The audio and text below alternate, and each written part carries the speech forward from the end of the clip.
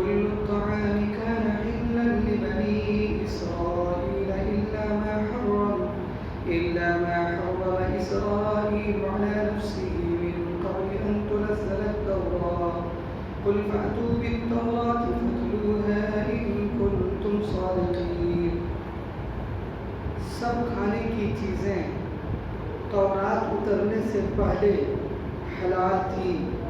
سوائے اس کے جس کو یعقوب علیہ السلام نے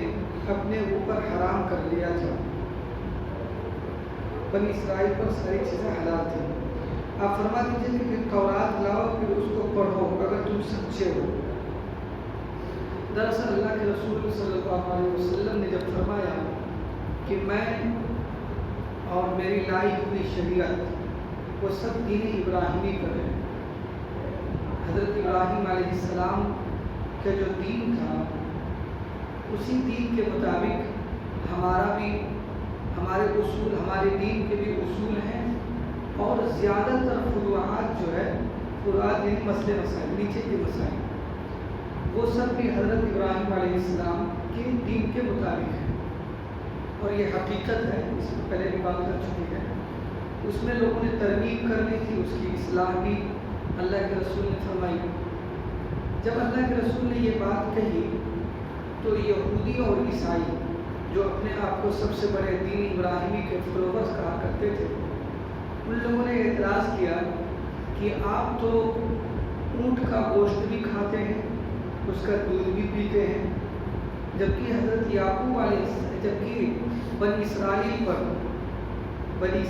پر خاص طور پر حضرت ابراہیم علیہ السلام پر کہ یہ چیزیں حلال نہیں تھیں. یہ دعویٰ جو ہے یہودیوں نے کیا کہ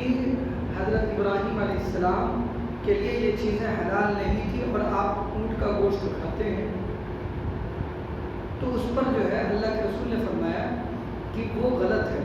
تمہاری یہ بات غلط ہے کہ حضرت ابراہیم علیہ السلام پر یہ چیزیں حرام تھیں یا اونٹ کا گوشت حرام تھا, یہ تمہارا دعویٰ غلط ہے. وہ چیزیں حضرت ابراہیم علیہ السلام پر حلال تھیں اور اس پر جو ہے یہ آیت نازل ہوئی جس میں واضح کر دیا کہ حضرت ابراہیم علیہ السلام پر, حضرت نوح علیہ السلام پر اونٹ کا گوشت اور بھی چند چیزیں ہیں جو کہ بنی اسرائیل میں حرام تھی, وہ چیزیں حضرت ابراہیم علیہ السلام کے لیے حلال تھیں. اور حضرت یعقوب علیہ السلام اور حقیقت اس کی یہ ہے, یعنی یہ لوگ جو کہتے تھے میں اونٹ کا گوشت بنی اسرائیل میں جو حلال نہیں ہے, اس کی حقیقت یہ تھی کہ دراصل حضرت یعقوب علیہ السلام جو کہ حضرت ابراہیم علیہ السلام کے پوتے ہیں, انہوں نے ایک خاص وجہ سے اونٹ کے گوشت کو اپنے اوپر حرام کر لیا تھا. ان کو ایک عرق النساء کا ایک مرض ہوتا ہے, اس میں وہ مرض میں مبتلا تھے. انہوں نے اللہ کے حضور نظر مانی کہ اگر میں اس مرض سے شفا یاب ہو جاتا ہوں تو میں اپنی سب سے پسندیدہ چیز چھوڑ دوں گا. چنانچہ اللہ کا کرنا ایسا ہوا کہ وہ اس مرض سے شفا یاب ہو گئے. اور جب انہوں نے غور کیا تو ان کو پتہ چلا کہ میرے نزدیک سب سے زیادہ پسندیدہ اور محبوب چیز جو ہے وہ اونٹ کا گوشت ہے. اس لیے حضرت یعقوب علیہ السلام نے اونٹ کا گوشت اپنے اوپر حرام کر لیا تھا. تو یہ واقعہ تھا. جبکہ حضرت ابراہیم علیہ السلام تو ان سے بھی پانے کہ ان کے دادا ہوئی ہیں, ان کے زمانے میں یہ چیزیں حرام نہیں تھیں.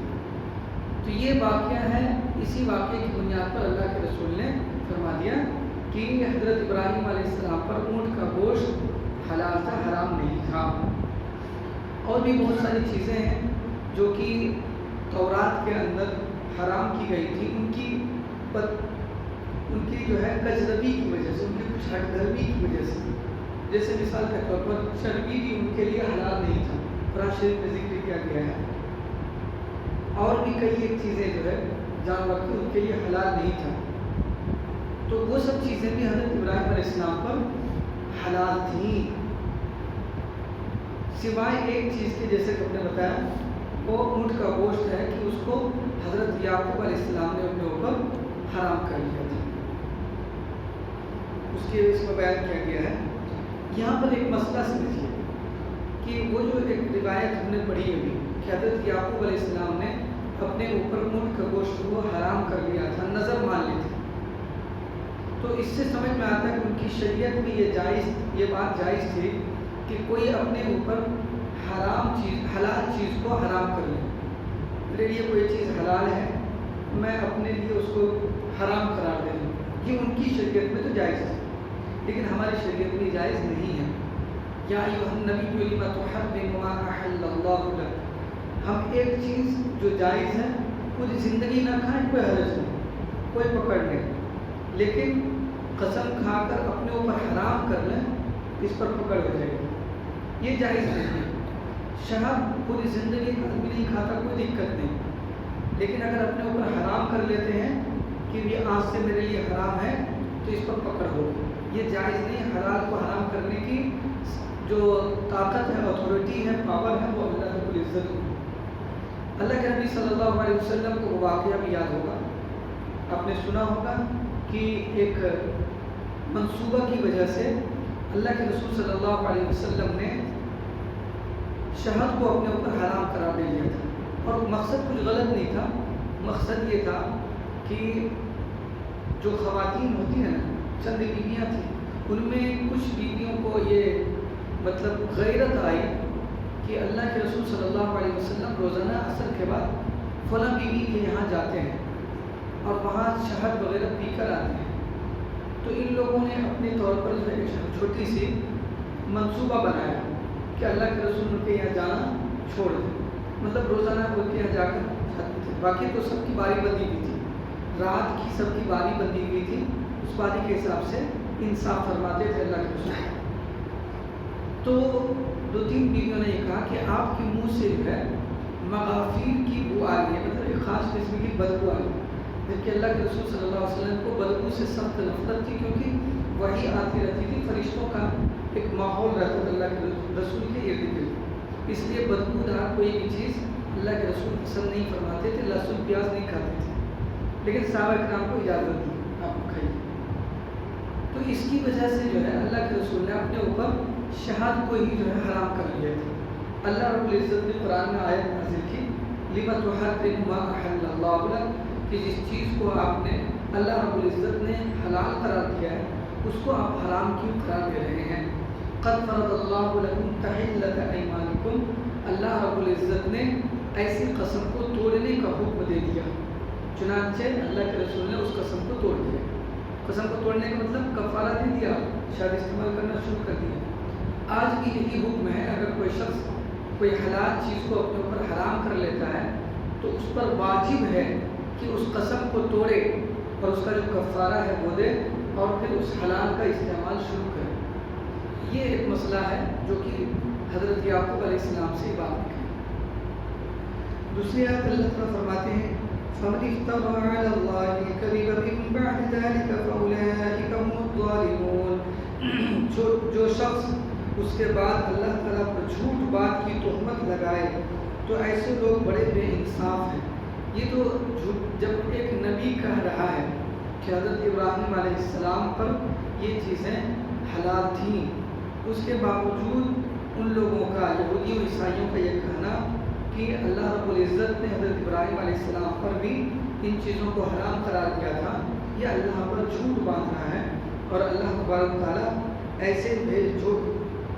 ایسے لوگوں کو وارد فرماتی کہ بڑے بے انصاف کرنے والے لوگ ہیں، حد سے گزرنے والے لوگ ہیں.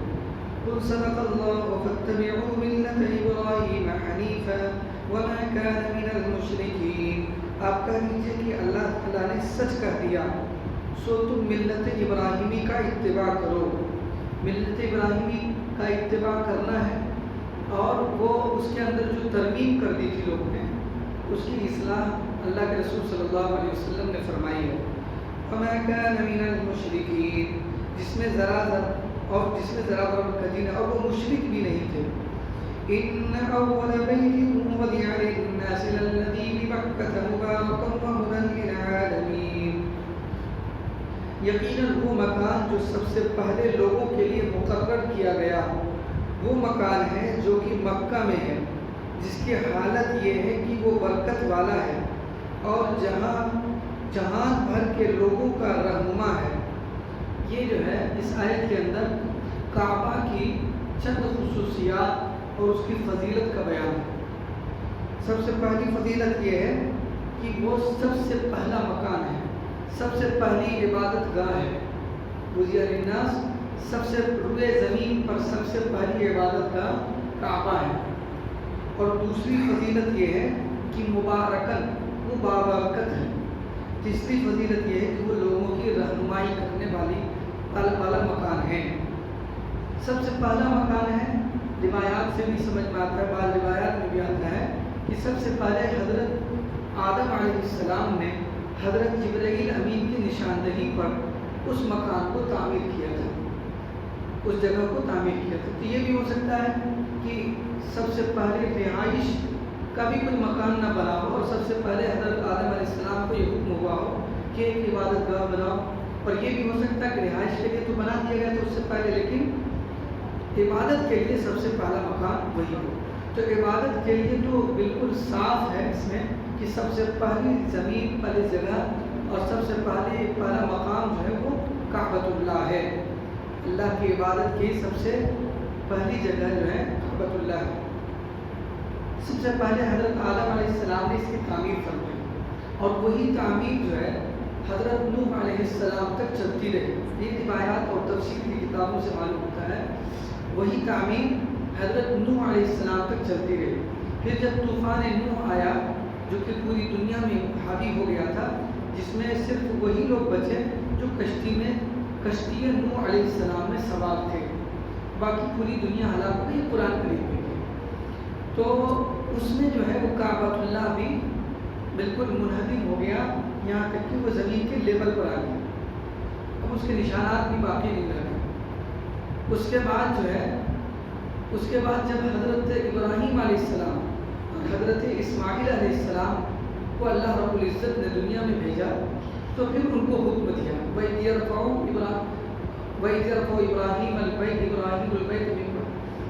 إِبْرَاهِيمُ الْقَوَاعِدَ وَإِسْمَاعِيلُ رَبَّنَا قواعد البیت وإسماعیل ربنا، کہ حضرت ابراہیم اور اسماعیل علیہ السلام، اس وقت کو یاد کرو کہ جب حضرت اسماعیل اور ابراہیم علیہ السلام کعبۃ اللہ کو تعمیر کر رہے تھے، اس کی بنیاد کو کھڑی کر رہے تھے، تو حضرت ابراہیم اور حضرت اسماعیل علیہ السلام نے اس کو تعمیر کیا۔ اس کے نشانات بھی مل گئے تھے۔ حضرت جبرائیل امین نے، روایت میں آتا ہے کہ حضرت جبرائیل علیہ السلام نے اس کو تودے کے اندر دب دیا تھا، اس کے نشانات بتائے کہ یہاں سے یہاں تک کعبۃ اللہ ہے، اس کو آپ کو تعمیر کرنا ہے، چنانچہ وہ تعمیر کیا، جس کا آپ لوگ سن چکے ہیں۔ اس کے بعد جو ہے کچھ سالوں کے بعد کہ وہ دیواریں ڈھہ گئیں، تو قبیلہ جرہم جو کہ مکہ میں آباد تھی، یہ تاریخی باتیں ہیں، یہ مکہ میں ایک قبیلہ آباد ہوا تھا زمزم کے آنے کے بعد، پہلے کوئی قبیلہ نہیں تھا۔ زمزم کا کنواں پھوٹنے کے بعد ایک قبیلہ وہاں پر آباد ہو گیا، جہاں پر کی جن سے کہ حضرت اسماعیل علیہ السلام کی شادی بھی ہوئی، نکاح ہوا اسی قبیلے میں کسی خاتون سے، اور انہیں کے خاندان سے اللہ کے رسول صلی اللہ علیہ وسلم کا بھی ظہور ہوا، اللہ کے رسول صلی اللہ علیہ وسلم کی ولادت ہوئی۔ تو اس قبیلے والوں نے پھر ایک مرتبہ خانہ کعبہ کی تعمیر فرمائی۔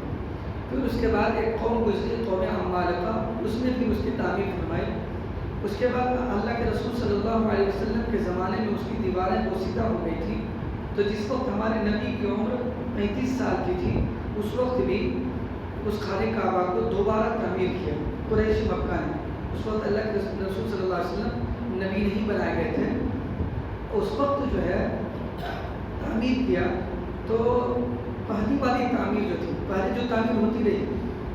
سب سے پہلے حضرت نوح علیہ السلام کے بعد جو ہے حضرت ابراہیم علیہ السلام نے اللہ تعالیٰ کے نشاندہی کے مطابق جو ہے بنایا، اس کے بعد اسی پر کہیں ترمیم کرنا ہوتا تھا، اسی بنا پر جو ہے تعمیر ہوتی رہی۔ لیکن کفار مکہ نے جب تعمیر کیا، جس میں 3 طرح کی تبدیلی کر دی۔ پہلی تبدیلی یہ تھی کہ حتیم کا جو حصہ ہے، جو لوگ گئے ہیں، اب یہاں پر سے بھی دیکھ سکتے ہیں، اب تو لائیو آتا ہے وہاں کا، تو خانہ کعبہ کا جب جو چوکور ہے، اب دیکھیے گا کہ ایک سائڈ میں ایسے کر کے جو ہے اتنی اونچی دیوار ہے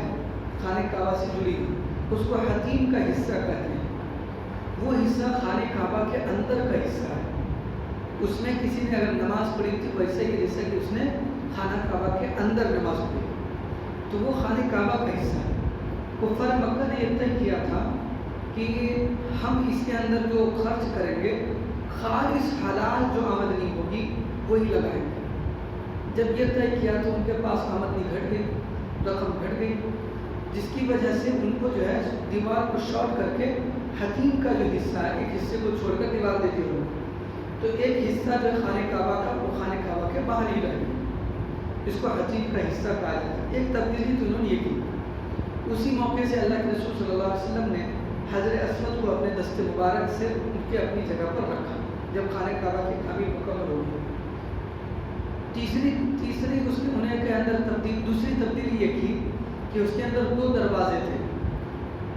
قریش نے جو ہے ایک دروازے کو بند کر دیا اور ایک دروازے کو کھلا رکھا، آج بھی موجود ہے۔ تیسری تبدیلی یہ کیا کہ پہلے جو خانہ کعبہ کا جو دروازہ تھا وہ لیول پر تھا، زمین کے لیول پر، آج بہت اونچائی پر ہے، سیڑھی لگا کر لوگ چلتے ہیں۔ تو یہ تبدیلی یہ کی کہ اس کو اونچا کر دیا تاکہ کوئی بھی شخص میری ہم لوگوں کی اجازت کے بغیر جو ہے اس کے اندر داخل نہ ہو سکے،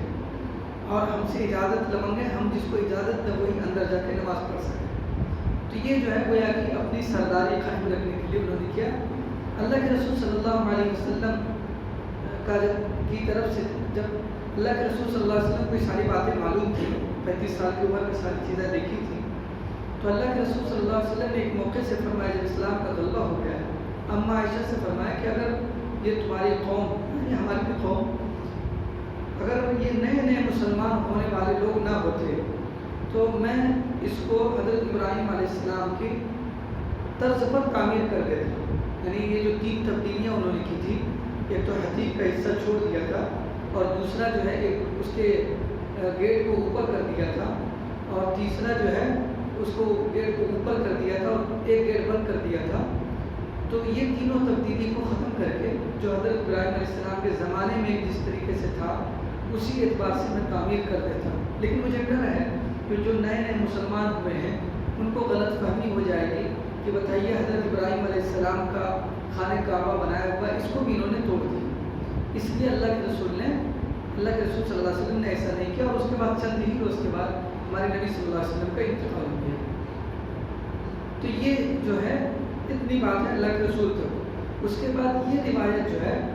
حضرت عائشہ صدیقہ رضی اللہ تعالی عنہا کے بھتیجے ہیں، بھانجے ہیں، بہن کے لڑکے بھانجے ہیں، حضرت عبداللہ بن زبیر رضی اللہ تعالیٰ عنہ۔ یہ حضرت عبداللہ بن زبیر رضی اللہ تعالیٰ عنہ کی حکومت خلفائے راشدین کے بعد یزید کے مرنے کے بعد، یزید کے انتقال کے بعد سن 64 ہجری سے لے کر 74 تک 8-10 سال تک مکہ اور مدینہ پر حکومت رہی ہے۔ حضرت عبداللہ بن زبیر رضی اللہ تعالیٰ عنہ کی حکومت جو ہے وہ مکہ اور مدینہ پر چند سالوں کے لیے رہی ہے۔ تو انہوں نے چونکہ اللہ کے رسول کی وہ حدیث سن رکھی تھی کہ اللہ کے رسول ایسا فرما گئے ہیں، تو ان کی حکومت آئی، اب تک اسلام پرانا ہو چکا تھا، تو انہوں نے اللہ کے رسول کی خواہش کے مطابق اس خانہ کعبہ کو بنائے ابراہیمی یعنی حضرت ابراہیم علیہ السلام کی طرز پر تعمیر کر دی۔ لیکن ان کی حکومت چند ہی دن میں ختم ہو گئی۔ حجاج بن یوسف جو اس امت کا سب سے بڑا ظالم گزرا ہے، جس نے لاکھوں انسانوں کو اپنے ہاتھ سے قتل کیا، بے گناہ مسلمانوں کو، چھوٹی چھوٹی باتوں پر یہ تاریخی واقعات ہیں۔ تو اس نے جو ہے خلافت بن امیہ کا یہ آدمی تھے، گورنر تھے، تو اس نے مکہ پر چڑھائی کی تھی۔ مکہ پر چڑھائی کر کے حضرت عبداللہ بن زبیر رضی اللہ تعالیٰ عنہ کو گرفتار کر لیا، ان کو سزا دی، وہ شہید ہو گئے، اور خانہ کعبہ کی دیوار جو ان کی منجنی سے بھی ڈھل گئی تھی۔ نہ اس بات کی اس کو کوئی جائز نہیں کر سکتا، کوئی بھی، یہاں تک کہ وہ خود بھی جائز نہیں کر، پڑھا لکھا بھی تو بہت شاندار اس کی عربی تھی، ہے نا۔ بہرحال حجاج بن یوسف ظالمی کے نام سے پکارا جاتا ہے، تو اس نے خانہ کعبہ کو جو ہے ہلکا سا خراش بھی پہنچائی، اور چونکہ حضرت عبداللہ بن زبیر رضی اللہ تعالیٰ عنہ سے شدید نفرت تھی اس کو، اس لیے اس نے جو ہے کچھ نہیں دیکھا کہ یہ ان کی تعمیر کی ہوئی ہے، اس لیے جو ہے ہم اس کو نہیں رہنے دیں گے۔ چنانچہ پھر اللہ کے رسول کے زمانے میں جو کفار قریش نے جو تعمیر کیا تھا اسی طرز پر تعمیر کر دی۔ حضرت عبداللہ بن زبیر رضی اللہ تعالیٰ عنہ نے اللہ کے رسول کی خواہش کے مطابق جو سن رکھا تھا وہ جو اس کے مطابق تعمیر کیا تھا، حجاج بن یوسف نے اس کو ڈھا کر پھر پہلے کے مطابق کر دیا۔ پھر کچھ مسلم بادشاہ آئے، انہوں نے چاہا کہ ہم اس کو پھر جو ہے اللہ کے رسول کی خواہش کے مطابق بنا دیتے ہیں۔ فوراً جو ہے علماء کرام اس وقت جو بڑے بڑے تھے، حضرت امام مالک رحمۃ اللہ علیہ، ان لوگوں نے فتویٰ دیا کہ یہ کھلونا نہیں ہے، جس طرح ہے اس میں کوئی حرج نہیں ہے، اگر کوئی حرج ہوتا تو ہمارے نبی ضرور کر دیتے، ہے نا، اس لیے جیسا ہے ویسا ہی رہنا دیجیے، اگر کوئی آگے کچھ کرے گا تو یہ ایک مذاق ہوگا اور بیت اللہ کی بے حرمتی ہوگی، اس لیے یہ حرام کام ہوگا۔ اس لیے اس کے بعد سے کسی بادشاہ نے جرأت نہیں کیا کہ پھر اپنے من موجی سے اس کی دیوار کو ادھر ادھر کرے۔ تو اس کے بعد سے وہی دیوار ہے، ہو سکتا ہے کہ دیوار میں کچھ چنا چکی یہ سب ہوتا رہتا ہے، اب تو خیر اس کے اندر جو اندر کی دیوار کا کیا پتہ نہیں، لیکن اس کو سخت غور سے دیکھیے گا تو پتہ چلے گا کہ اس کے اوپر جو کالا دکھتا ہے نا وہ کوئی چونا نہیں ہے، وہ ایک چکنا ہے، بہت چکنا ہے، یعنی اگر آپ اس میں کچھ گڑائیے گا تب بھی آپ کو وہ ہٹے گا نہیں، کوئی الگ ہی کیمیکل ڈلا ہوا ہے کہ جس کی وجہ سے وہ بالکل سٹا ہوا ہے، اندر اگر کوئی کچی دیوار بھی ہے تب بھی اتنا مضبوط ہے اوپر سے کہ اس کو کچھ ہونے والا نہیں ہے۔ تو ابھی صورتحال وہی ہے، اس پر کوئی چونا چکی اوپر سے نہیں ہے، وہ یہ کیمیکل ہے ڈالا ہوا۔ اور پر پہلے زمانے کی جو اتنی بڑی بڑی اینٹیں ہیں وہ پہلے زمانے کی اینٹیں ہیں، تو فی الحال اب وہی اسی طریقے سے بعد میں تھوڑی بڑی ہلکی پھلکی کوئی چونا چکی ہوتی رہتی ہے، باقی چیزیں وہی ہیں۔ تو یہ بیت اللہ کی جو ہے ایک تاریخ ہے، یہ اس کے اندر۔ دوسری بات اللہ کے اللہ ان اول بیت وضع للناس، سب سے پہلا گھر جو یہ زمین پر اللہ کا گھر وہ خانہ کعبہ ہے۔ دوسرا یہ کہ بابرکت ہے، بابرکت ہے، بابرکت ہونے کی وجہ ایک تو خاص ظاہری وجہ یہ ہے کہ وہ ایک ایسی جگہ ہے مکہ، جو لوگ گئے وہ جانتے ہیں کہ یہاں پر جو پہاڑ ہیں نا وہ بھی ہرا بھرا ہے۔ اب پہاڑ پر بڑے بڑے جنگلات ہیں پہاڑ، لیکن وہاں پہاڑ پر ایک درخت، ایک گھاس تک نہیں ملے گا، ایک تنکھا تک نہیں اگتا ہے وہاں، یعنی پورا کا پورا مکہ جو ہے وہ پہاڑ ہے، پہاڑ ہی کہہ سکتے ہیں، اگر پہاڑ نہیں تو کم سے کم پورا کا پورا جو ہے پتھر ہی پتھر ہے، مٹی ہے ہی نہیں۔ جہاں کہیں اب جو ہے لوگوں نے ایگریکلچر میں ہاتھ بٹایا ہے، اور روڈ پر آپ دیکھیے گا کہ مکہ کے اندر بھی روڈ پر بیچ میں روڈ میں انہوں نے دوسری جگہ سے مٹی لا کر وہاں پر مٹی ڈالا ہے اور اس سے جو ہے تھوڑی بڑی ہلکا پھلکا گھاس کو سکھایا ہے، لیکن مکہ کی زمین ایسی نہیں ہے کہ وہاں پر کوئی بھی اگ جاؤ، وہاں پر اطراف میں کہیں پر ایسی نہیں، تھوڑا دور جائیے تو آپ کو ریت ملے گا، بالوں میں بھی کچھ نہیں اگتا۔ ایک طرف تو یہ صورتحال ہے، دوسری طرف یہ ہے کہ وہاں پر سال میں اگر پورے سال کا اندازہ لگایا جائے تو کروڑوں لوگ جاتے ہیں حج کے ایام میں بھی 20-25 لاکھ ہوتے ہیں، عمرہ میں بھی اتنے ہوتے ہیں، تو پورے سال کا اگر لگایا جائے تو کروڑوں لوگ جاتے ہیں، وہاں پر ہے کچھ نہیں اور سب کی ضرورت پوری ہو جاتی ہے، ساری ضرورت، ہر اے ٹو زیڈ، پھل فروٹ یہ وہ جتنی بھی چیزیں ہیں ساری ضرورت پوری ہو جاتی ہے، برکت ہی نہیں تو اور کیا ہے۔ اور بھی بہت ساری برکتیں ہیں وہاں کی، روحانی برکت، یہ تو ہوا ظاہری برکت، روحانی برکت یہ ہے کہ بہت ساری عبادتیں، روحانی برکت کا مطلب یہ کہ وہاں پر روحانیت میں اضافہ ہو، ثواب میں اضافہ ہو۔ تو اس کے لیے ایک واضح مثال یہ ہے کہ حج کہیں نہیں کر سکتے وہیں کرنا ہے، عمرہ کہیں نہیں کر سکتے وہیں کرنا ہے۔ اس کے علاوہ بعض عبادتیں وہ ہیں جو جس کا ثواب وہاں بڑھ جاتا ہے، نماز، ایک نماز کا ثواب اگر گھر میں پڑھتے ہیں تو ایک نماز، محلے کی مسجد میں پڑھتے ہیں تو 25 نماز، یہ حدیث ہے، اور اگر جامع مسجد میں پڑھتے ہیں تو 500 نماز، اور اگر بیت المقدس میں پڑھتے ہیں تو 1000 نماز کا ثواب ہے، اور اگر اللہ کے رسول کی مسجد نبوی میں پڑھتے ہیں تو وہیں پر وہ حدیث بھی درج ہے کہ جہاں پر اللہ کے رسول، وہ جو مسجد نبوی دیکھیں آپ تو اس میں ایک حصہ آگ کا نکلا ہوا ہے، وہ اللہ کے رسول کے زمانے کی مسجد ہے، باقی بھی حصہ ہے، تو وہاں پر وہ حدیث میں لکھی کہ اللہ کے رسول نے فرمایا کہ اگر میری مسجد میں نماز جو پڑھے گا تو 50,000 کا نماز کا ثواب ایک نماز کے بدلے ملے گا، اور اگر کوئی حرم شریف مکہ میں نماز پڑھتا ہے تو 1 لاکھ نماز کے برابر ہے، تو وہ روحانی برکت بھی ہے۔ تو یہ ایک تو ہوا کہ سب سے پہلا مقام وہ ہے دوسری فضیلت یہ کہ بہت بابرکت ہے، تیسری یہ ہے کہ وہ لوگوں کی ہدایت اور رہنمائی کا ذریعہ ہے۔ ظاہر سی بات ہے کہ اتنی ساری برکتیں ہیں اور اتنے سارے ثواب کا کام ہے تو وہ سب رہنمائی ہی وہاں سے لوگوں کو ملتی ہے۔ اللہ رب العزت ہم سب کو اس گھر کی زیارت کی بار بار توفیق عطا فرمائے۔ سبحان اللہ و بحمدہ، سبحانک اللہم و بحمدک، نشہد ان لا الہ الا انت، نستغفرک و نتوب الیک۔ سبحان ربک رب العزت عما یصفون، وسلام علی المرسلین والحمد